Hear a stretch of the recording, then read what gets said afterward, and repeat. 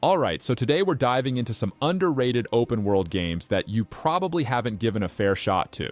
Some of these titles got overshadowed by bigger releases, while others may have been criticized at launch but totally redeemed themselves over time. These games offer huge, immersive worlds but don't always get the love they deserve. So, if you're ready, let's get started.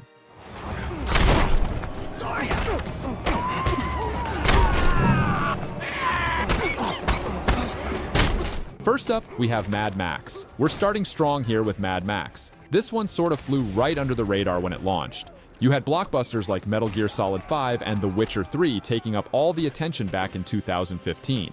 Most people tend to avoid it, probably assuming it's one of those average movie tie-ins, even though they couldn't be more wrong here. The thing is, Mad Max doesn't just ride on the success of the films, it brings its own flavor to the open world genre. Now, here's where it stands out. The melee combat is brutal. It somehow feels more visceral than a lot of other games out there. The punch and counter system just gets you into this gritty rhythm, kind of like Batman Arkham, but it's nastier, more grounded. Every punch looks and feels like it hurts. You're not just button mashing for the sake of it, it makes you think about each hit, which is rare in a lot of action games. And the thing is, the visuals somehow still hold up. The post-apocalyptic desert world has this raw, harsh vibe that still looks absolutely stunning, even a decade later. For an open-world game from 2015, Mad Max could seriously keep up with today's hardware if you're playing it for the first time. Maybe this one slipped by during its release, but it's on this list for a reason. Definitely one to try out if you're into open-world adventures.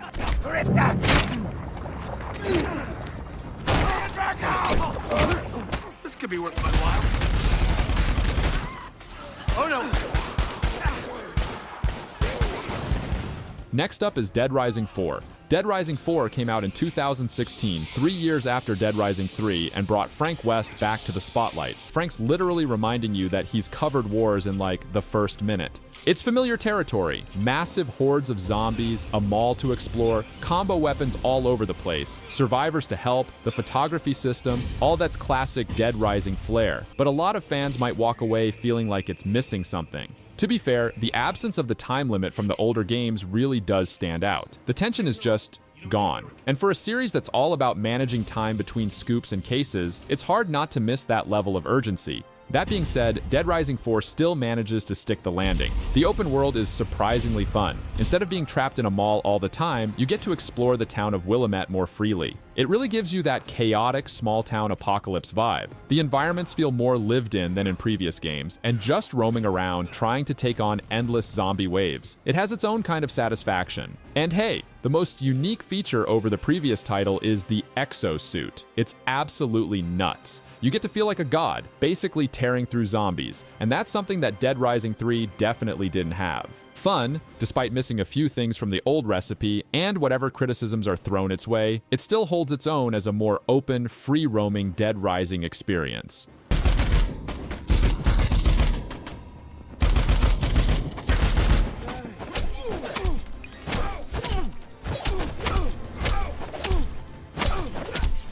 Next on the list is 7 The Days Long Gone.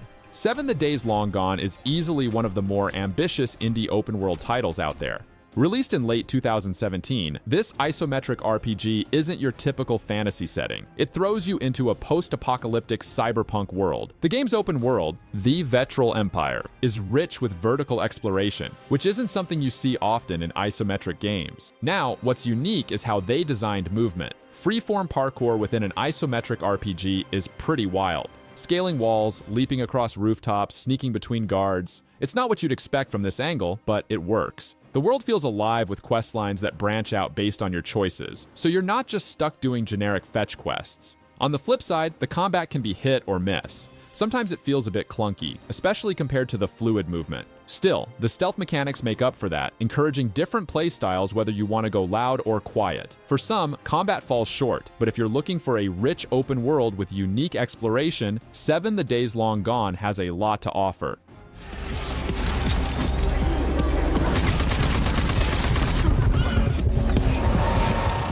Now, we have Rage 2.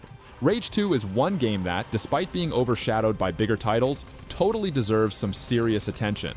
Personally, I feel like the whole Rage series is criminally underrated, but Rage 2 in particular hits that sweet spot for an open-world shooter. Developed by ID Software and Avalanche Studios, it mixes some real high-energy combat with a massive world to explore, something the first Rage only hinted at. This sequel cranks up the intensity with fast-paced, over-the-top action in a world that's much more expansive than its predecessor. Now, what really makes Rage 2 stand out compared to the original is the way it handles combat. Sure, the first game had tight shooting mechanics, but Rage 2 throws in nanotrite abilities that are wild. Stuff like force push-like telekinesis moves or ground slams just take the whole action experience to another level. You can fling enemies across the landscape, which feels amazing. It's like combining Doom-style shooting with superhero powers, and it just works. One thing to keep in mind, though, is the campaign. I think it's clocking in at around 10 to 12 hours. This may leave other players wanting more, but honestly, the explosive combat and insane abilities keep things lively the entire time. Rage 2 deserves its moment in the spotlight.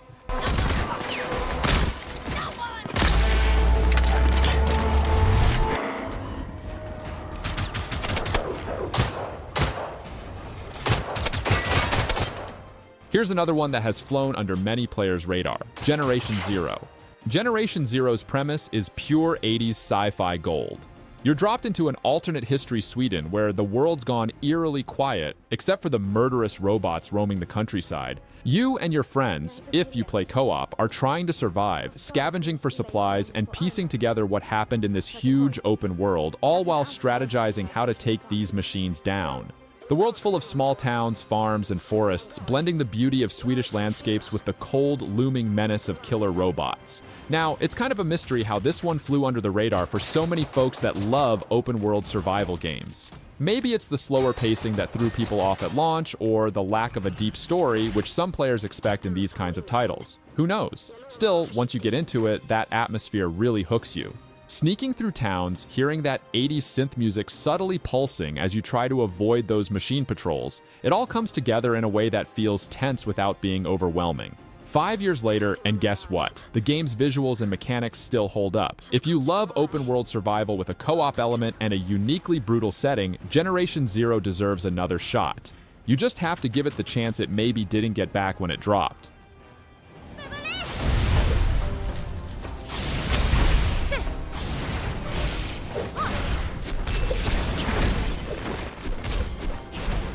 Following up, we've got Gravity Rush 2. Gravity Rush 2 isn't exactly a game that gets talked about when people bring up PlayStation exclusives, but it's such a hidden gem.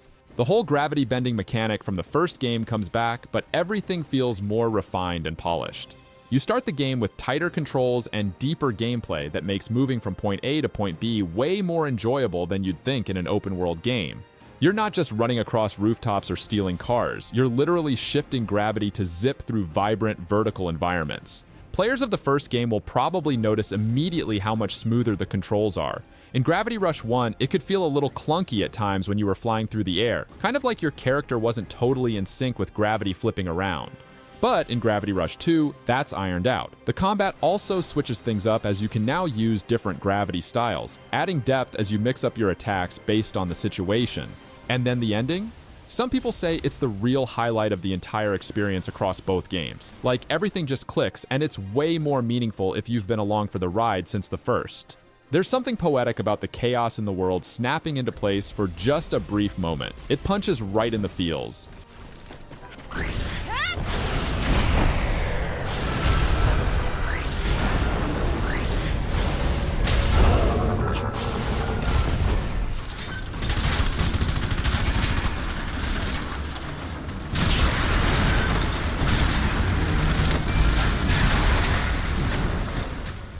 Next on our list is Red Faction Guerrilla. Red Faction Guerrilla is one of those games that, for whatever reason, seems like it slipped under the radar for most people, which is kind of wild when you think about it, considering how good the destruction mechanics are. We're talking full-on, meticulously destructible environments that still hold up today. Buildings don't just crumble randomly when you take a hammer to them. Every wall, support beam, and roof reacts like it should. The sensation of smashing a building to bits, then watching it topple realistically based on how you dismantled it, there's nothing like it. Now, it's true the rest of the game kinda lands in that middle-of-the-road space. Decent combat, decent story, decent missions. And honestly, that's not a bad thing. It feels like it hits that perfect balance between AA and AAA, where it focuses on one standout feature with high-quality industry standards tacking in around the edges. You're still running open-world missions, hijacking vehicles, and messing with escalating threat levels, but man, it's that destruction where the game shines. The best part is if you grab the remastered version, which we'd rather call Red Faction Guerrilla Remastered, it is literally a steal. The last time I checked it on Steam, it was going for like 80% off. That's insane value for what's easily the most satisfying destruction physics in any game. You might lose some hours just throwing explosives on buildings for the fun of it.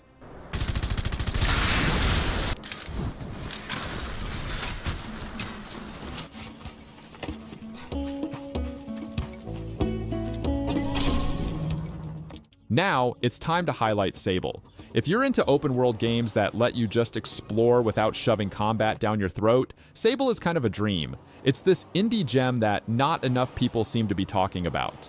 The thing that really sucks you in is how it mixes solitude with wonder. It does the whole minimalist storytelling thing where the narrative unfolds through NPC conversations and environmental clues rather than scripted events. You're piecing together the larger world from these remnants of past civilizations, and honestly, it's kind of like the calmer, quieter counterpart to Mad Max. No combat, no endless wastelands of explosions, just a gorgeously serene world waiting for you to explore every inch. The art style is another thing they're doing differently here. It's not your typical photorealistic setting. Instead, you get these cel-shaded, almost hand-drawn visuals that make the whole environment feel like something out of a storybook. It's pretty rare for a game to look this unique and actually benefit from it both in terms of atmosphere and vibe. And then there's the traversal. No sprinting or forced encounters, just you soaring over dunes on your customizable hoverbike. You get to pick how you approach things since the game won't tell you where to go or what to do next. There's this complete freedom, just wandering and discovering the world as you see fit. Those are the kinds of details that help you lose track of time without realizing what happened.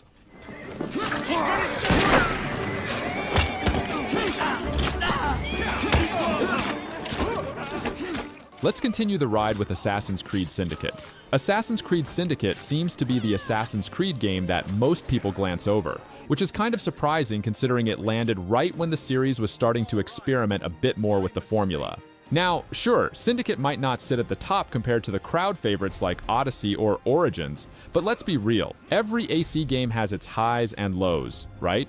That said, Syndicate does have its moments. Victorian London is an absolute treat to explore. There's something about traversing this Industrial Revolution-era city, hijacking carriages, and ziplining from rooftops that feels fresh in the kind of way the earlier games never quite gave players. Plus, the dual protagonists, Jacob and Evie Fry, offer a neat balance in playstyles, Jacob being more brawler-focused, while Evie brings the stealth. These little shifts make it feel like you're tackling missions from two slightly different angles, which adds some depth to the game if you're willing to give it time. The story itself leans heavily into its historical backdrop, integrating real-life figures like Charles Dickens and Alexander Graham Bell, and that's where it's fun. Maybe combat's more familiar than innovative here, and things sometimes feel a bit off in pacing. But if you invest in its quirks, there's no doubt Syndicate has hours of enjoyable gaming buried in its cobblestone streets.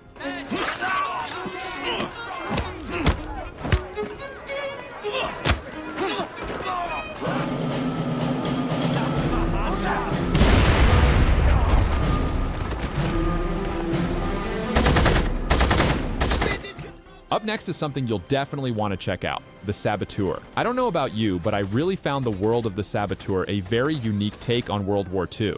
It's not the usual run and gun or save the day type of story you'd expect from a game set in Nazi-occupied France. You play as Sean Devlin, a race car driver turned resistance fighter, and what really sets this game apart is how the world evolves as you dismantle the Nazi hold over the city. Instead of your typical progression bar or mission checklist, the game's atmosphere literally changes with your actions. One of the coolest features is the color mechanic. When you start, most of Paris is shrouded in a black and white filter, representing Nazi control. It's super atmospheric. As you liberate areas, though, color returns, almost like you're giving life back to the city itself. I mean, visually, it's pretty striking to see the grim monochrome streets flooded with color after you've knocked off a Nazi tower or led a rebellion. Definitely not something you'll find in, say, an Assassin's Creed title. Now, compared to Assassin's Creed, it might lack some of the deep stealth mechanics or historical gravitas, but it carves out its own space. Plus, there's this freedom in how you approach things, sneaking, blowing up stuff, or just racing across the city. It's not flawless, and yeah, controls feel a bit rough at times, but the story and tone make it an experience worth diving into, especially if you're tired of the usual. If you're in the mood for something a bit different, give Pathologic 2 a shot. Pathologic 2 is one of those games you either fall headfirst into or bounce right off of. But if you like weird, atmospheric experiences, it's got something unique to offer. The basic idea is survival and mystery in a town slowly consuming itself. You're a healer trying to save the inhabitants from this unstoppable plague, and every choice you make could doom someone, or save them if you're lucky. Here's the kicker though, you're not meant to win in the traditional sense. The game almost wants you to fail. It forces you to balance desperately limited resources like food, medicine, and your own exhaustion, making every decision feel heavy and personal. Now, this game doesn't do hand-holding. It thrusts you straight into a town where almost everything is hostile, from the plague itself to even, sometimes, the residents you're trying to help. And yeah, it's brutally difficult. Combat, in particular, feels intentionally messy, it's awkward, it's slow, but somehow, that fits perfectly with the overall grim tone. There's this inherent sense of dread in every encounter, making it feel less like any other open-world survival game and more like a fever dream.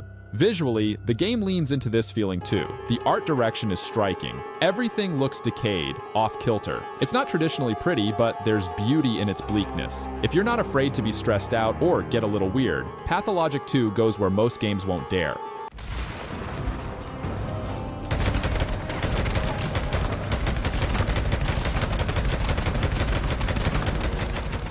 Another solid entry on the list is Days Gone. I know most of you probably heard or watched some negative reviews of Days Gone when it first launched. Honestly, that might have been enough to keep you from picking it up. At first, I had the same doubts after seeing the review from IGN. The thing is, if you only look at the critic reviews, especially how Days Gone launched on Metacritic, it looks like just another mediocre open-world game. But then, you check out the user reviews, and you start seeing that people were actually enjoying it. That's the kind of stuff I'd rather listen to, a fellow gamer who went through it. The world of Days Gone is one of its big strengths. It's set in this beautifully rugged version of Oregon, and the Freakers, the undead-like creatures in the game, add this constant tension to every corner of the map. It's not revolutionary by any means, but there's something about how organic everything feels, especially when you're creeping through ruined towns or forests with those Freakers lurking around. And don't forget the bike. Zooming through this apocalyptic world with enemies or freakers chasing you, trying to outmaneuver them, adds an extra layer of immersion. It might not be a groundbreaking game, sure, but it's definitely one worth sinking time into if you give it a chance.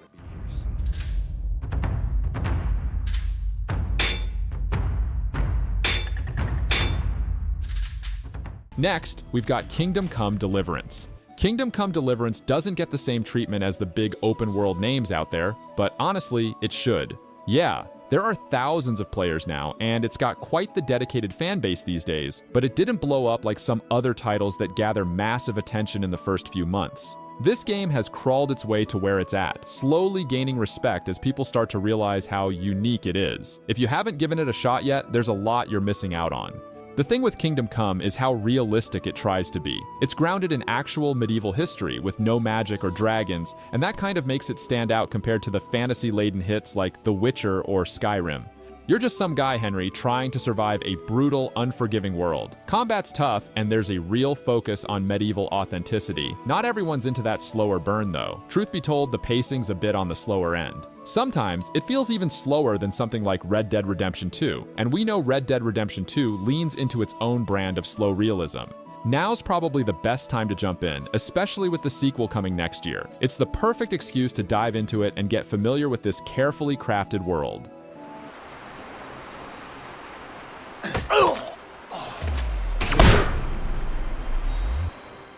Coming in next is the 2014 Watch Dogs. The first Watch Dogs feels like one of the most underrated entries in its own franchise. It got so much hype before launch, Ubisoft showed off all these slick trailers, and everyone thought it was going to be the next big thing in open-world gaming. And then launch happened. It didn't exactly meet expectations. It was a mess out of the gate. Like, people really jumped on the graphical downgrades and some gameplay issues that didn't live up to the hype.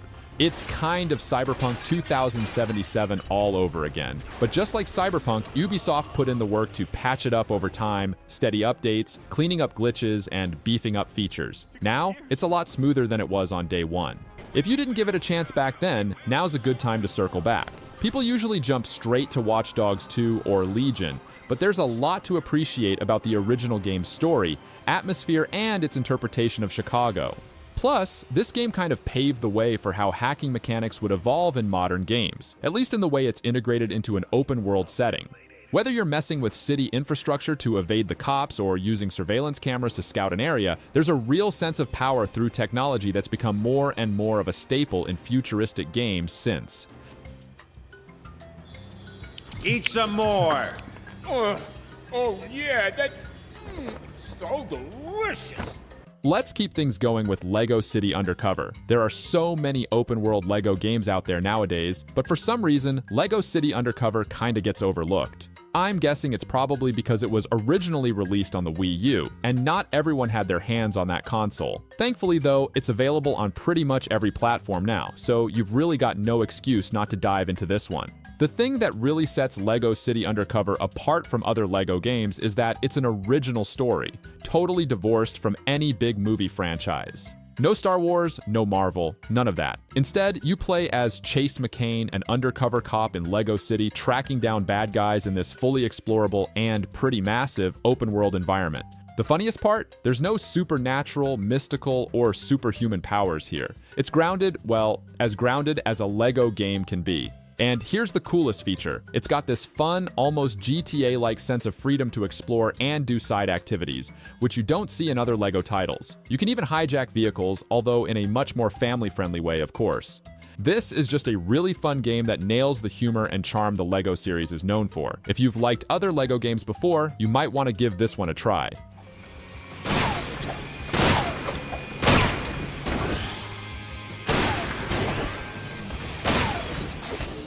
Next up is Sunset Overdrive. Can you believe that the team behind the Spider-Man games we all love now are the same folks who made Sunset Overdrive? Yep, that's Insomniac Games for you.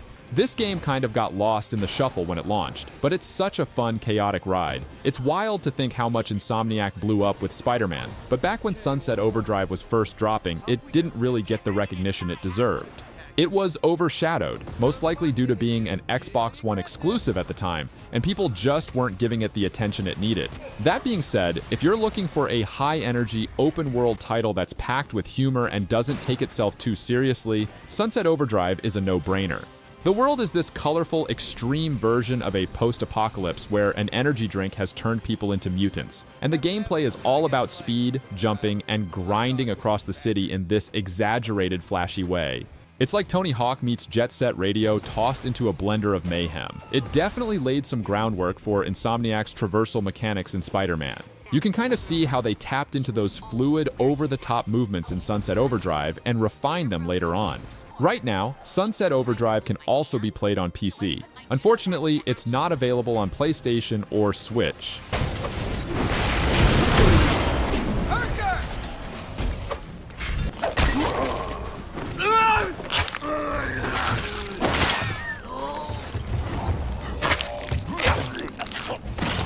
Let's continue with Far Cry Primal. Far Cry Primal is easily the most unique entry in the entire Far Cry franchise, yet it's the one that seems to get skipped by so many players. Unlike the modern-day or futuristic settings of other Far Cry games, this one throws you back to 10,000 BC, smack in the middle of the Stone Age. Instead of guns or high-tech gadgets, you've got spears, bows, and clubs. That kind of shift might have turned some people off, but for those who stick with it, there's something really immersive about surviving in this brutal primal world. The environment plays a huge role in Primal's narrative too. The open world isn't just a backdrop, it's intertwined with the story, as your tribe's survival depends on how well you master this wild, untamed landscape. Hunting mammoths, fighting rival tribes, and taming beasts like saber-toothed tigers all weave into your progression as you try to build up your tribe's strength. You're not just gathering materials for the sake of crafting, you're doing it to keep your people alive. It's brutal, raw, and unforgiving, which makes each victory, even something as simple as securing a fire, feel earned. Other Far Cry titles might have you dodging bullets or evading helicopters. In Primal, you're evading apex predators and territorial humans with nothing but your instincts and primitive weapons. It's a different kind of survival altogether, but that's what makes it stand out in the series.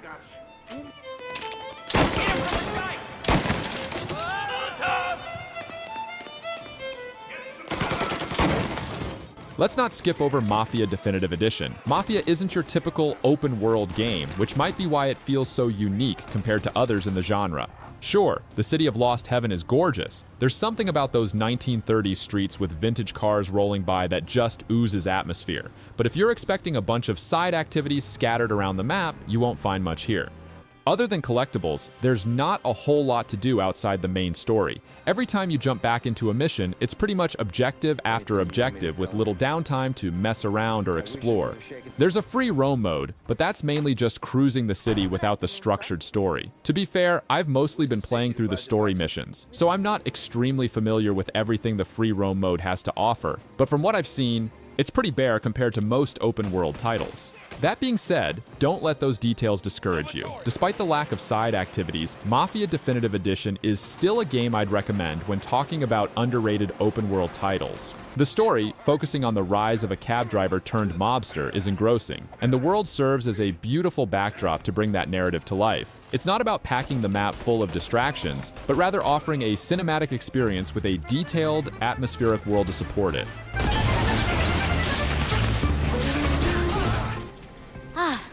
There's that wonderful smell again. Ambrosia is life. You want increased protection? Distill it here and drink up. Then enjoy the ride. Another brilliant entry is Immortals Fenyx Rising. Immortals Fenyx Rising came out just a few years ago, and even though it was developed by Ubisoft, a company known for their big open-world hits, this one didn't quite land with as many players as expected. You'd think it would have grabbed the attention of Assassin's Creed Odyssey fans, especially since both games share a mythology-laden Greek setting. At first glance, it looks like it's going for that same charm, but here's the thing. Immortals immediately stands out with its vibrant, almost cartoonish visual style. Right off the bat, it's clear this game isn't trying to be a gritty, realistic historical journey. It's playfully fantastical in a way that leans heavily into humor and mythology. If you've played Breath of the Wild, this will probably remind you of that. The world is colorful and it feels alive. It's way more focused on puzzles, exploration, and that lighthearted adventure vibe than Odyssey's more serious tone. There's a sense of freedom here, climbing, gliding, taming mounts, that taps into the same vein as Breath of the Wild, especially with how it encourages you to tackle challenges in creative ways. The combat is smooth and snappy, even though it skews on the lighter side compared to other Ubisoft games. Even if it didn't blow up the way you'd expect from a title like this, it's still a solid recommendation for anyone who digs open worlds with a playful, mythological twist.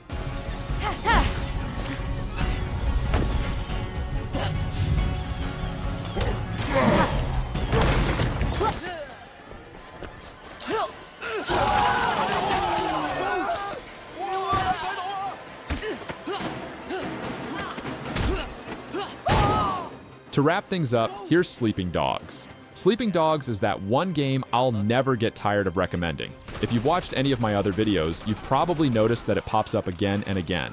That's because it deserves so much more attention than it ever got. While some might dismiss it as a GTA clone, trust me, it's not trying to be that at all. Yeah, it's an open-world crime game, but it stands on its own with a completely different vibe and approach. First off, the setting. You're in Hong Kong, and it's beautifully recreated with neon-lit streets and tight alleyways that make for an atmosphere most crime games just don't have. But more importantly is the hand-to-hand combat. This is where Sleeping Dogs truly shines. It's not just a tacked-on feature like in some other open-world games. The melee combat is so satisfying here. You're pulling off martial arts combos, disarming enemies, and using the environment to take people out. It feels methodical and brutal in a way that GTA's combat just can't compete with. Honestly, if you compared the melee systems side by side, GTA would look like Child's Play compared to the depth of Sleeping Dogs. Oh, and if you're thinking about picking it up, it's currently discounted on Steam as of making this video. It's really a no-brainer if you haven't experienced it yet. And there you have it, folks. Did I miss any underrated open-world games? Please let us know in the comments below, and as always, thanks for watching and make sure to subscribe to my channel for more.